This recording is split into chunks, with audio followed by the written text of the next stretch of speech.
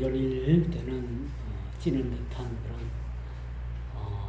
더위 속에서 우리는 하루하루를 살아가고 있습니다. 앞으로 한 며칠 정도 있으면 이제 시원한 바람이 아침 저녁으로 그렇게 불어올 날도 얼마 남지 않았습니다. 조금 더 참으시면은 이제 우리가 기다리는 가을이 그렇게 문턱에 다 왔지요. 며칠 전에 우리가 입추를 지났습니다. 가을의 문턱이라고 하는 입추를 지났지만 여전히 햇빛은 참 따갑습니다. 햇빛이 이렇게 따가운 걸 생각하면서 한편으로는 또 이렇게 햇빛에 대한 감사를 갖지 않을 수가 없어요. 이렇게 따가운 햇빛이 벼가 펴서 아주 이렇게 익어가는 가장 중요한 시기가 요 시점이 아닌가 그런 생각을 가져볼 수가 있습니다. 지금 프랑스에서는 올림픽이 한창 진행이 되고 있죠. 우리나라가 금메달 5개를 예상했는데 어제까지인가요? 13개를 그렇게 금메달을 그렇게 획득을 했더라고요.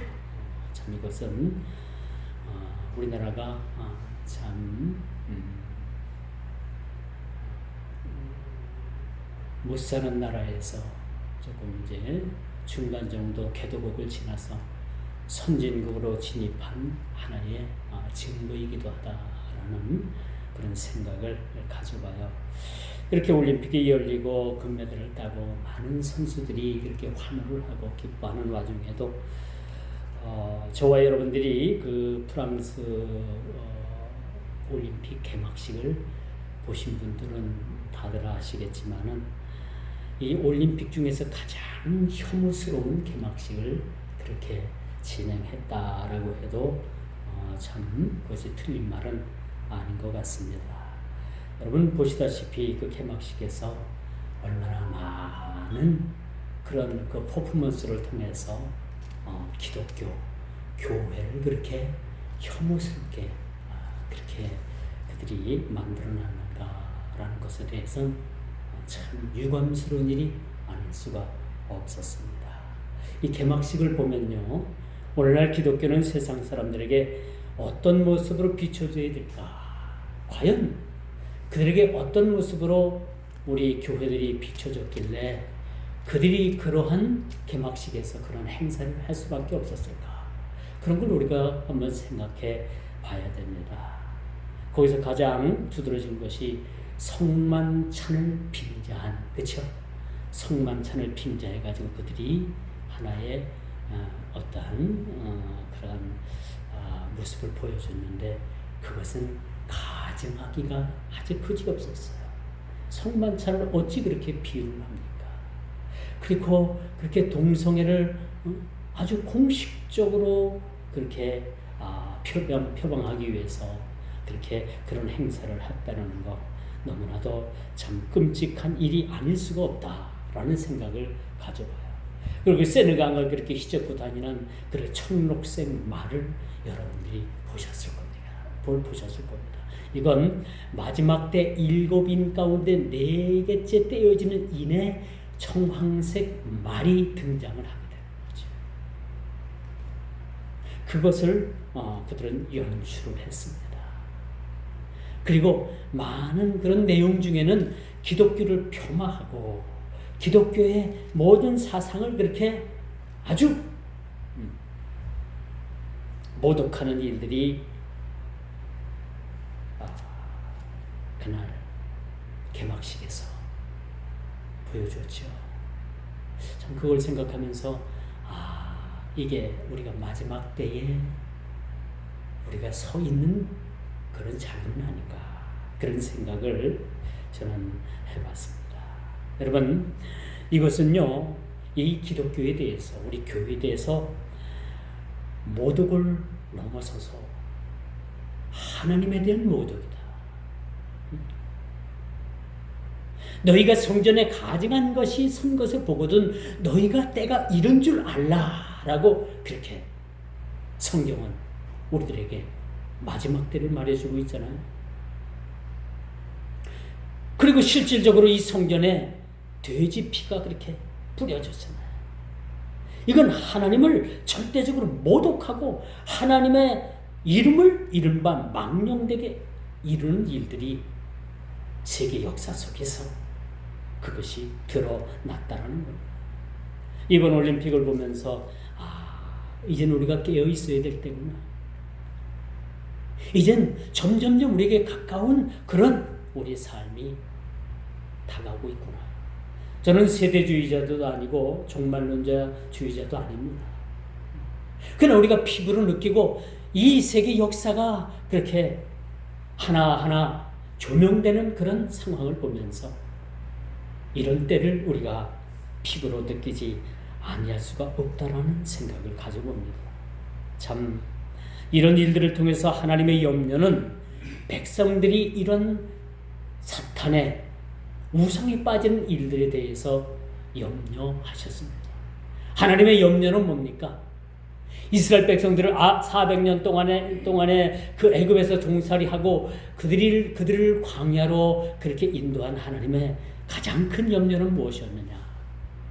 이 사람들을 가나안 땅으로 들여보내서 행복한 삶을 살게 하긴 해야 되겠는데 그들이 행여나 그곳에 들어가서 우상을 범하진 않았는지, 그들이 하나님을 버리고 우상을 섬기는 일에 그들의 마음이 돌아서지는 않았는지 하나님의 염려는 여기에 있었다고 봐도 틀린 말은 아니라고 말씀드릴 수가 있습니다.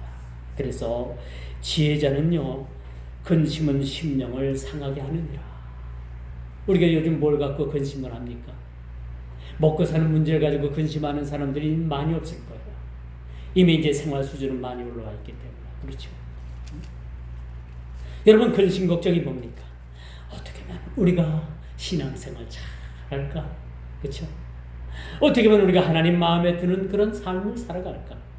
그런 근심과 걱정이 여러분 속에 있으리라고 봅니다. 그런데 요즘 세상 들어가는 것을 보면 염려와 근심을 아니할 수가 없어요. 보이는 것마다 반기독교적인 그러한 모습들이 우리 주위에서 얼마나 많이 이런 일이 일어나는지 모릅니다. 이번 올림픽을 보면서 이 개막식을 보면서 저는 그런 생각을 했어요. 과연 이 시대에 사는 그 프랑스인들은 자기 조상들에게 부끄럽지도 않은가? 그런 생각을 했어요. 프랑스의 그 과거의 그 자기 조상들은 얼마나 그 기독교적인 그런 삶을 살았던가 라는 것에 대한 일말에 참 자기 조상들에게 부끄러워해야 된다라는 생각을 저는 가져보게 되었습니다. 여러분, 우리가 역사적으로 볼 때 이 악한 사탄 마귀는요, 지금도 그렇고 과거도 그렇고 앞으로도 그럴 것이지만 이 사탄이 공통점은요, 사탄은 세상의 경제, 문화, 예술, 스포츠 이런 모든 다방면에서 그 검은 손을 뻗치고 있다는 사실을 우리가 봐야 됩니다. 이건 어제 오늘 일이 아니었던 거예요, 사실은. 아이고 죄송합니다. 오늘 마이크가 상당히 좋지 않아요. 하울링이 자꾸 나는데 죄송합니다. 이 역사적으로 볼 때 이 사탄은요, 경제, 문화, 스포츠 어느 부분이든지 지금 침투하지 않은 곳이 없어요. 그렇기 때문에 이 침투한 이 사탄의 집단들은요, 침투한 곳곳마다 많은 분쟁을 일으킵니다. 이번에 금메달을 따고 그 배드민턴에서 한 선수가 아주 폭로를 했잖아요. 이것도 뭡니까? 이젠 수면 아래에 숨겨져 있던 갈등들이 표면 밖으로 이것이 드러나게 된 거예요. 누구의 잘잘못을 떠나가지고 이 사탄 마귀는 모든 사람으로 인해가지고 갈등하게 만듭니다. 마지막 때가 되면요, 여러분, 한 집안에서도 부모와 자식이 대립을 합니다. 갈등을 합니다. 이웃이 갈등을 합니다. 이걸 보면 때가 가까운 줄 알라라고 우리는 성경을 통해서 교훈을 받게 된다라고 볼 수가 있는 것이지요. 그렇다면 오늘 본문 말씀을 통해서 오늘 이 학개서 1장 2장이 성전에 대한 이야기예요. 너희는 성전을 건축하라. 70년 그런 포로 생활하고 돌아온 그런 이스라엘 백성들, 피곤하고 지친 그런 심령들에게 하나님께서 학개 선지자를 통해서 하시는 말씀, 성전을 건축하라는 거예요. 하나님의 집을 지라는 겁니다. 이만큼 이 1장 2장을 통해서 하나님께서 학개 선지자를 통해서 말씀하신 이 말씀이 교회 공동체의 중요성이 얼마나 중요하냐면은 교회를 짓는 것으로, 성전을 건축하는 것으로 그것을 시작하고 있다라고 볼 수가 있는 것이지요. 그래서 오늘 본문은 포로에서 돌아온 백성들을 향해서 하나님께서는 성전을 건축하라라고 그렇게 말씀을 합니다. 그리고 이스라엘 백성들에게 성전의 의미는 무엇보다도 중요합니다. 지금 중동에서 벌어지고 있는 전쟁, 이건 테러와의 전쟁이라고 말을 하지만요, 엄밀히 따지고 보면요, 종교 전쟁인 거예요. 종교 전쟁입니다. 이삭의 자손과 야곱의 자손과 이스마엘의 자손이 지금 대립을 하고 충돌을 하는 그러한 경우가 아브라함 때부터 시작해서 지금까지 그 충돌이 멈춰지고 있지 않는 겁니다. 이건 이념적인 전쟁도 아니에요. 땅 뺏기 전쟁도 아닙니다. 종교적인 전쟁이에요. 하나님의 사람과 하나님의 백성과 그 기타 불신의 백성들의 그런 전쟁이라고 볼 수가 있는 거죠. 이것은 선악과 선과 악을 가르는 전쟁이기도 합니다. 이 전쟁은 더 심오하게 들어가 보면 영적인 깊은 의미를 가지고 있다는 겁니다. 영적인 전쟁이라고 볼 수가 있는 것이지. 포로 생활에서 지친 백성들에게 성전을 건축하라는 말은 어찌 보면 참 하기 힘든 말이에요. 그들이 돌아와가지고 농사도 짓고 집도 짓고 이젠 허물어진 그러한 담도 세우고 그렇게 해야 되는 것이 마땅하지만은, 하나님께서는 그 고토에서 돌아온 백성들, 피곤하고 지친 그런 심령들 위해 성곽을 재건하라, 성벽을 쌓아라, 그리고 성벽 중앙에 하나님의 성전을 건축하라 라고 명합니다. 이 실질적으로 그들이 포로에서 돌아와서 지은 성전이 스룹바벨 성전입니다. 그리고 2장 1절부터 그 하나님께서 학개 선지자에게 하는 말씀이 무슨 말씀이냐? 스룹바벨 성전을 짓고 나니까 과거에 솔로몬 성전을 지은 그 화려한 성전보다 그것을 비교해서 이스라엘 백성들이 성전을 짓고 너무너무 실망을 하는 거예요. 과거 70년 전에 그 화려했던 솔로몬의 성전은 너무너무 화려했는데 지금 우리가 짓고 난 이 스룹바벨 성전은 하나님 보시기에나 누구 보기에 우리 보기에도 너무나도 허술하고 너무나도 보잘것없다는 그런 자책감에 빠져있는 그런 백성들에게 하나님께서는 그 이스라엘 백성들에게 말씀하시는 거예요. 너희들이 무엇을 보느냐? 이 성전을 보느냐? 과거의 솔로몬 성전보다 화려하지 못하지만은 이 지은 이 성전에 내가 거하리라. 이 성전에 내가 거하면서 다시는 너희들에게 포로로 끌려가지 아니하고 다시는 너희들을 흩어지지 아니하게 하고 성전을 중심으로 사는 백성들에게 복을 내려주시겠다라고 말씀해 주시는 거예요. 우리가 하늘의 신령한 복을 받는 길은 어디 있습니까? 성전을 중심으로 우리가 세상을 살아가는 거예요. 내 중심으로 세상을 살아가는 것이 아니라 성전을 중심으로 우리가 세상을 살아가게 되는 거죠. 그러므로 여러분, 어떤 이들은 성전 건축이 먼저가 아니고 자기들의 생업이 먼저라고 그렇게 말을 합니다. 이 말이 틀린 말은 아니에요. 그렇죠? 그들이 돌아와서 가장 먼저 기고의 집을 지어야 될 것이고 또 포도농사도 다시 지어야 될 것이고 목축업도 다시 일으켜야 될 것이고 우선 보면 그것이 먼저일 수는 있는 거예요. 그러나 하나님의 백성, 이스라엘 백성, 선민의 백성인 만큼은 성전을 짓는 것이 우선 되어야 됐다는 것을 말씀드릴 수가 있는 겁니다. 이번 강복절 우리가 79년 행사에 야권에서는 참석을 않기로 했다고 해요. 그런 기사가 떴어요. 전에 우리가 학교 다닐 때는 방학 중에 그 뜨거운 여름에 광복절이라고 학교 오라고 하면 우리가 얼마나 학교 가기 싫었는지. 가보면 절반 정도도 안 왔어요. 광복절 행사한다고 학교 오라고 하면. 그래도 우리는 갔어요. 가면 광복절이라고 우리가 방학 중에 학교를 갔는데 이번 광복절은 반쪽 행사가 될 수도 있다라는 그런 전망이 나왔습니다. 왜 그런가 했더니 대한민국 건국 시점을 두고 지금 여와 야가 다른 그런 주장들을 하잖아요. 그리고 이 광복절에 대해서도 야권에서는 그렇게 탐탁하게 생각하지 않는 것 같아요. 그래서 야권에서는 어느 당에서는 두 당에서는 벌써 참석 안 한다. 가장 큰 그런 야권 정당에서는 고려하겠다. 참석 안 하는 걸로 하겠다.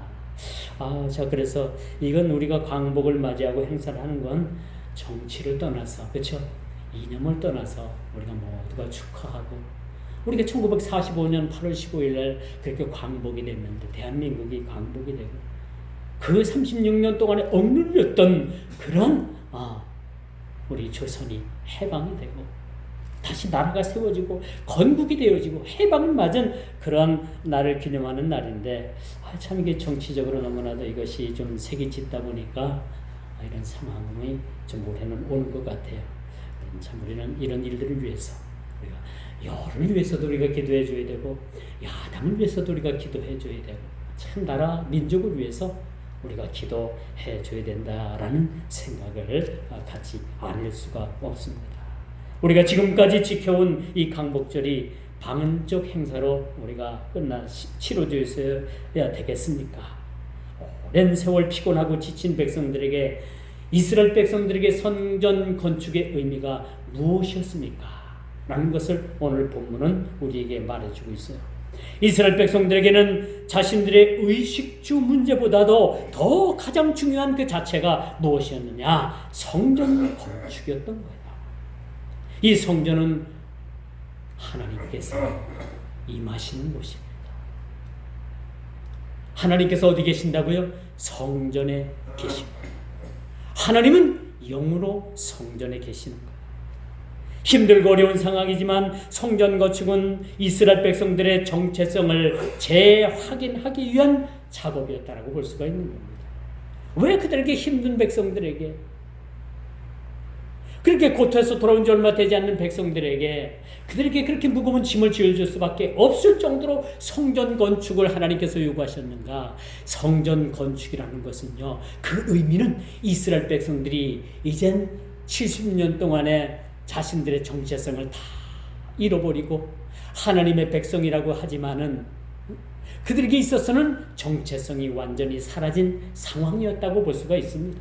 그렇기 때문에 그들에게 시각적 효과로 가장 좋은 것이 성전을 재건하고 그 성전을 통해서 이스라엘 백성들의 정체성을 다시 한번 재확립하는 가장 좋은 계기가 성전을 건축하는 거였다라고 말씀드릴 수가 있는 것이었죠. 그러므로 성전을 바라보면서 이스라엘 백성들은 어떤 생각을 했겠어요? 우리는 하나님께서 우리를 선택한 하나님의 백성이라는 그런 자부심을 갖게 되는 겁니다. 지금 이스라엘이 지금 중동의 여러 나라와 그런 전쟁을 치르고 있습니다만 참 한편에서는 이스라엘이 잘못됐다 잘했다 이것을 떠나가지고 어쨌든 간에 지금도 하나님께서는요 그들 백성 그 이스라엘을 그렇게 묵고하지 않는 하나님이십니다. 그렇게 조그만 강원도 땅보다 조금 더 그 큰 나라를 하나님께서 지금도 지키시는 걸 보면요. 그래도 하나님께서 이스라엘 백성들이 잘못은 했지만 그래도 하나님께서 그 이스라엘 백성들을 지금도 그렇게 사랑하고 계십니다. 여러분 마지막 때가 되면요. 이스라엘 백성들이 그 유대 백성들이 잘못된 신앙을 버리고 그 유대교를 버리고 많은 숫자가 기독교로 개종을 합니다. 지금 많은 숫자가 기독교로 개종을 하고 있습니다. 저희가 얼마 되진 않지만 선교하는 그 이스라엘의 이종훈 선교사도 그 이스라엘에서 지금 그 기독교 선교를 위해서 그가 열심히 선교를 하고 있습니다. 참 이런 걸 볼 때 여러분, 이젠 하나님께서 마지막 때가 되면 이념, 사상, 종교 모든 걸 떠나서 택한 백성들을 다 부르들이십니다. 하나님께서 택한 백성들을 이젠 부르실 때가 이제 얼마 되지 않아 이것이 이루어지는 시대가 올 것입니다. 그러므로 여러분, 우리가 이젠 하나님께서 이스라엘 백성들에게 그 신앙의 정체성을 재확인하고 신앙의 정체성으로 다시 그들이 회복하기 위해서 성전 건축을 그렇게 허락하셨다는 것을 우리가 기억해 둘 필요가 있는 것이죠. 그럼 이렇게 이루어진 성전 건축이 주는 의미가 무엇일까요? 이 조국, 우리 교회의 그런 우리 조국의 교회의 역사를 보면 아주 짧은 기간에 우리 한국교회에게 폭발적인 부흥을 이뤘습니다. 얼마 전까지만 해도 교회가 5만 교회라고 했잖아요. 지금은 정확히는 알 수가 없어요.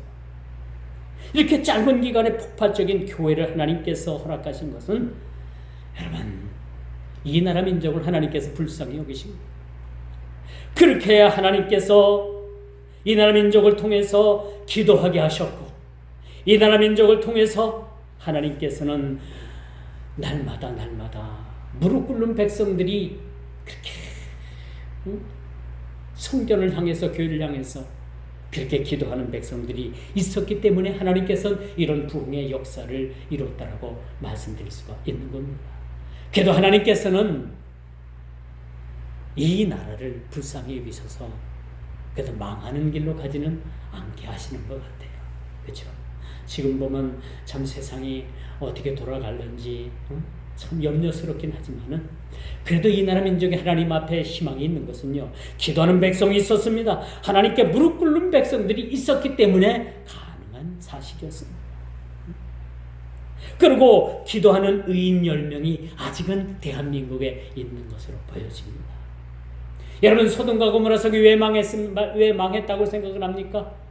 정확합니다. 기도하는 의인 10명이 없었기 때문에 소돔과 고모라 성은 망했거든요. 멸망했거든요. 그 지구상에서 아주 흔적도 없이 그렇게 지중해 어느 곳에 그렇게 묻혀버렸습니다. 그러나 아직은 하나님께서 대한민국을 사랑하시고, 그래도 하나님께서 대한민국을 지금까지 붙잡아 주시는 것은 기도하는 의인 10명이 있지 않나, 그런 생각, 저는 감히 그렇게 생각할 수가 있었습니다. 어떤 목사님은 교회를 수없이 짓고, 교회를 짓는 것을 은사로 받았다고 수없이 교회를 짓고요, 마지막 정년 은퇴를 하곤 선교사로 떠나는 목사님이 있습니다. 근데 어떤 목사님은 가는 곳곳마다 교회를 없애고 교회를 팔아먹고 많은 사람들에게 원성이 되고, 그런 목사님들도 있습니다. 일평생 교회 건축 한 번 하는 것을 소망이요 꿈으로 여긴 목사도 있습니다. 그 꿈을 이룬 목사도 있고, 일평생 목회하면서 교회 한 번, 건축 한 번 하지 못한 목사님도 그렇게 일평생 목회를 하다가 은퇴를 하시는 목사님들도 있습니다. 일평생 교회를 한번 짓는 것도 하나님 앞에 큰, 저는 아주 큰 일이라고 생각해요. 청주중앙교회가 짓고 나서 많은 사람들에게 그 해제가 되기를 중부권 내에서 가장 크고 아름다운 교회를 지었는데 그것이 청주중앙교회라는 그런 옛날 그렇게 하던 이야기가 있었습니다. 참 자랑스럽죠. 그렇죠? 중부권 내에 그렇게 가장 아름답고 큰 교회를 지었다. 그렇게 교회를 지었을 때 청주중앙교회가 그런 소문이 있었던 것도 사실입니다. 여러분, 70년 포로 생활에서 돌아온 백성들에게 신앙의 정체성을 기대할 수가 있겠습니까? 없었죠. 말이 70년이죠, 여러분.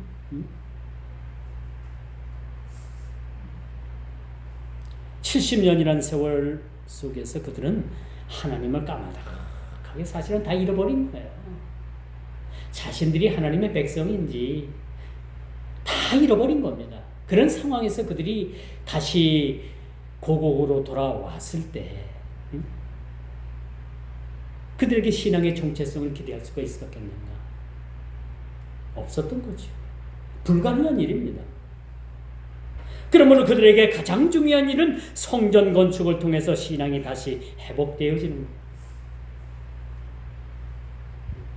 우리 무너진 신앙이, 우리 넘어진 신앙을 회복하는 길은 오직 하나님의 성전을 통해서 가능합니다. 거룩한 공회를 통해서 저들에게 복을 내려주십니다. 거룩한 공회가 뭐예요? 오늘날 교회입니다. 코로나 팬데믹 이후에 아주 이상한 현상들이 벌어지잖아요. 교회에 오지 않고 텔레비 앞에서 예배 드리던 자들이 지금은 그 중에서도 교회로 돌아온 자들도 있지만 돌아오지 않는 자들도 있어요. 왜 안 들어와? 아하! 교회 굳이 갈 필요 없이 텔레비전 앞에서 예배 드려도 되는 거라는 것을 팬데믹이 잘못된 가르침을 가르쳐 준 거예요. 교회로 돌아온 그런 신앙인들도 있지만 TV 앞에서 TV로 예배 드려도 된다는 잘못된 생각을 그들에게 심어준 그 코로나 팬데믹 때문에 돌아오자는 상당한 숫자도 많다는 것을 여러분 이제는 우리가 기억을 해야 되는 거예요. 그러나 반드시 여러분 하나님께서는 거룩한 성전 교회를 통해서 복을 주시는 거예요. 교회를.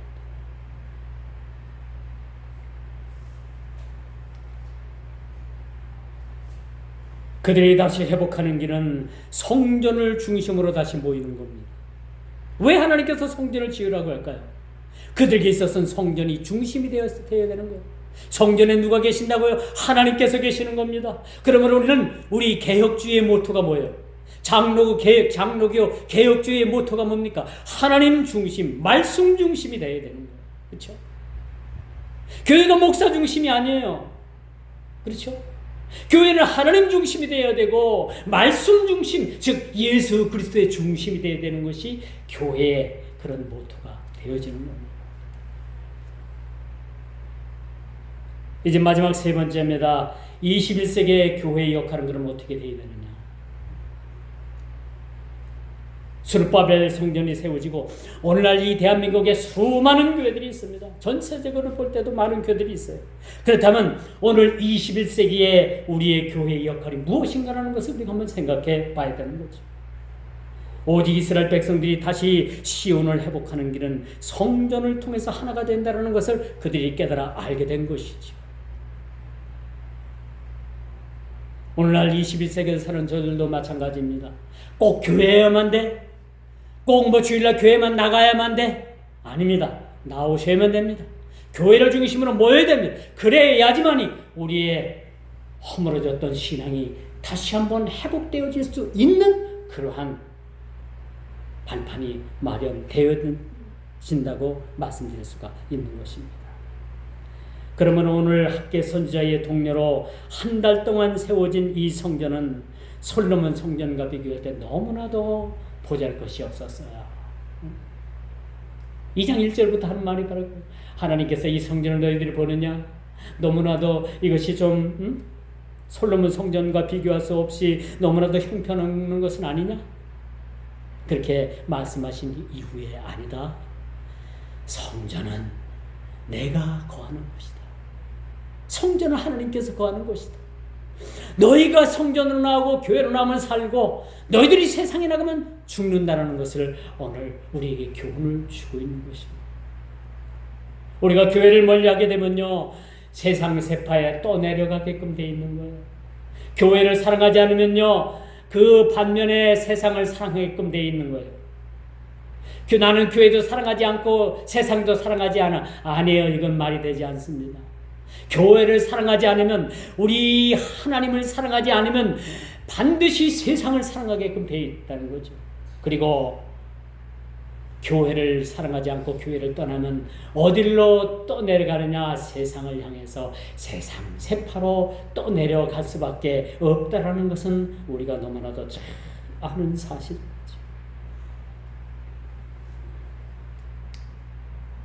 단절된 신앙의 본질을 회복하기 위해서 내가 너희와 언약한 말과 나의 영이 계속해서 너희 가운데 머물러 있나니 너희는 두려워하지 말라고 권고하십니다. 오늘 5절의 말씀이에요. 이 말씀이 400년간 종살이하고 나온 이스라엘 백성들에게 똑같이 하신 말씀인 거예요, 사실. 이 학계 선제를 통해서 이렇게 이루신 하나님의 말씀이 오늘을 사는 우리 믿음의 백성들에게 똑같이 하시는 말씀이에요. 우리의 본질을 회복하기 위해서 내가 내 영이 너희와 함께 하겠다. 성령으로 우리와 지금 함께하고 계시잖아요. 그러므로 너희 가운데 내가 머물러 있나니 너희는 두려워하지 말라라고 오늘 5절에 정화 여러분들에게 새 힘을 주십니다. 그러므로 여러분, 교회는요, 세상이 다 하는 날까지 모든 이들에게 희망이 되어야 돼요. 여러분들은요, 세상의 희망이 되어야 돼요. 믿지 않는 자들에게 여러분들이 본이 될 뿐만 아니라 믿지 않는 자들은요, 우리를 안 보는 것 같아도 다 보고, 다 보고, 모두를 봐요. 우리 믿는 사람들을 다 보면 안 보는 것 같아도 다 우리를 지켜보고 있어요. 그러므로 우리는 세상에 다하는 날까지 모든 이들에게 희망을 품어줘야 돼요. 하나님의 말씀으로 여러분 위로해야 되고, 하나님의 말씀으로 저들을 치료해야 돼요. 하나님의 말씀으로 저들을 많은 꼬였던 부분들을 풀어줘야 돼요. 우리 그리스도인들이 피스메이커가 되어야 되는 거예요, 사실은. 어딜 가나 우리가 평화를 전하고, 싸움과 투쟁이 있는 곳에 우리가 가서 평화를 전함으로 인해서 모든 다툼이 멈추는 그런 역할을 우리가 받아 감당해야 되는 겁니다. 이제 말씀의 결론을 맺습니다. 오늘날 어디를 가든지 교회가 넘쳐납니다. 그렇죠? 8, 90년도 산골짜기마다 기도원들이 아주 많이 있었어요. 이름 없는 기도원들도 여러분 주말만 되면 그냥 기도원이 막 미워졌잖아요. 그런데 여러분, 코로나 팬데믹 이후에 많은 교회들이 폐쇄의 길을 지금 걸었습니다. 코로나 팬데믹 이후에 많은 개척교회들이 문을 닫았고 없어졌어요.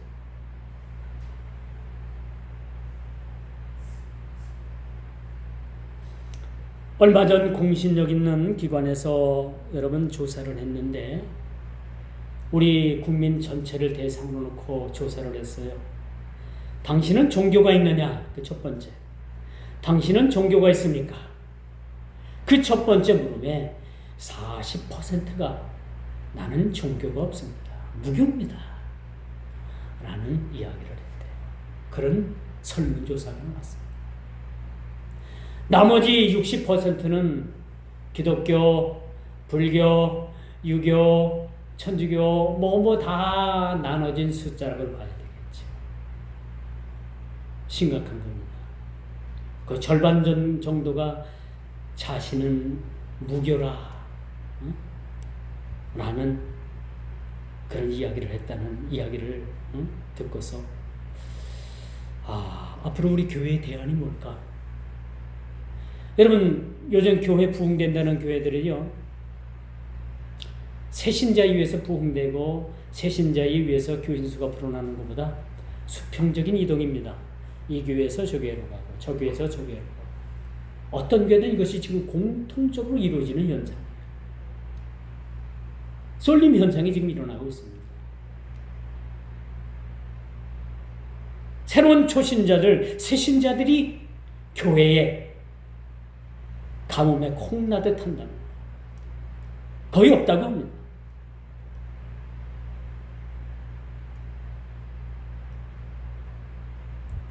문제는 교회든 타 종교든 젊은이들이 없다는 거야. 젊은이들이 없다. 아마도 세상 끝자락에 선 느낌을 저는 그렇게 느낌을 지울 수가 없었습니다. 르네상스 계몽이 몰락해가는 중세적 세계관의 대안으로 등장을 했죠. 조금 어려운 말 같지만 이는 인본주의로 전환을 선언하는 계기가 됐어요. 르네상스 계몽 운동이 한참 그렇게 18세기에 일어났는데 이 계몽의 운동이 뭐냐? 인간 중심으로 돌아가자는 거예요. 그 결과 뭐예요? 그들은 하나님을 버렸습니다. 교회를 버렸습니다. 그리고 인간 중심으로 그렇게 다시 뭉쳐지게 된 겁니다. 이것이 르네상스 계몽주의 운동인 것이죠. 결정적인 것은 뭐예요? 결정적인 것은 그들이 하나님을 버렸다는 거예요.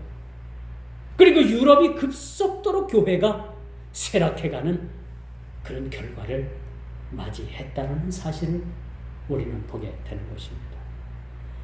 우리가 바야흐로 21세기를 사는 저와 여러분, 우리는 종교적인 그런 핍절 속에서 살아가고 있습니다.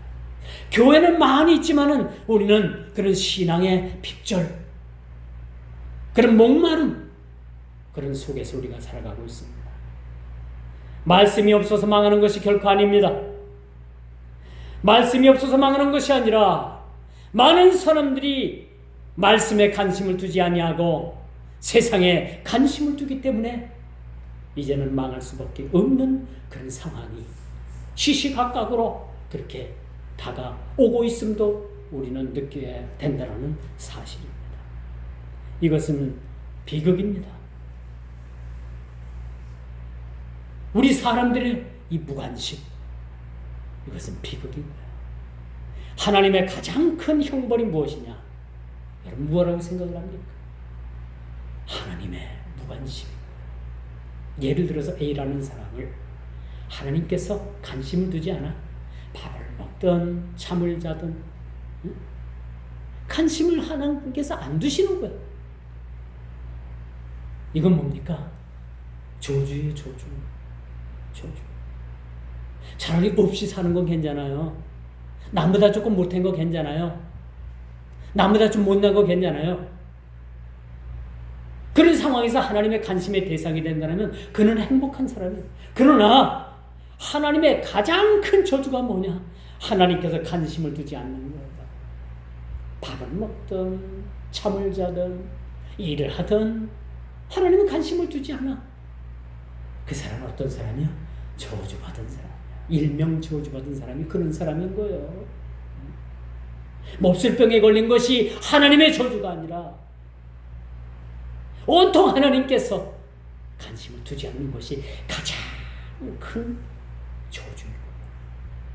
그런 반면에 저 여러분들은 얼마나 하나님의 관심의 대상입니까? 그렇죠? 우리가 조금 아파도 하나님의 관심의 대상입니다. 우리가 조금 조금 남보다 못해도 여전히 하나님 우리를 통해서 관심을 가지고 계십니다. 저와 여러분들을 통해서 얼마나 하나님은 그렇게 관심을 가지고 계시는지 몰라요. 그렇죠? 그렇지 않습니까? 이렇게 관심의 대상이 된 우리. 그러나 세상 사람들은 많은 사람들이 서로 관심을 두지 않아요. 이웃에서 살인사건이 나든지 이웃에 도적이 들든지 강도가 들든지 해도 관심을 두지 않습니다. 이웃이 망해도 관심을 안 둬요. 이 무관심 속에서 살아가는 이 사회가 과연 어디로 갈 것인가? 이것을 타파하기 위한 그런 방법이 무엇인가? 저와 여러분들입니다. 가서 관심 가져주시고요. 일부러라도 찾아가가지고 관심 가져주고 손잡아주고 희망 여러분 불어넣어주고 다독여주고 그렇게 관심을 가질 때 여러분 그들이 머지않아서 이 교회 다니는 사람들 예수 믿는 사람들 뭔가 좀 다르구나. 내가 가장 어려울 때 나를 찾아온 사람은 그래도 어느 교회 어느 집사였어. 그런 말이 그들 입에서 나온다니까요. 이게 바로 전도라고 저는 생각해요. 문서전도 좋습니다. 물질전도 좋습니다. 그러나 더 중요한 것은 가서 관심을 가져주는 관계를 갖는 겁니다. 관계. 껌 한쪽 가지고 와서 관계 맺을 수 있잖아요. 껌 하나 주면서. 그렇죠?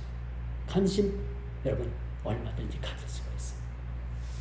여러분 오늘 이 말씀을 통해서 왜 하나님께서 성전을 건축하라고 하십니까?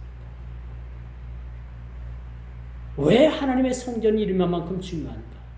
라는 것을 우리가 다시 한번 말씀을 통해서 묵상하시고 깨닫는 귀한 시간들이 되기를 주님의 이름으로 축원하면서 말씀을 맺도록 하겠습니다. 기도합니다.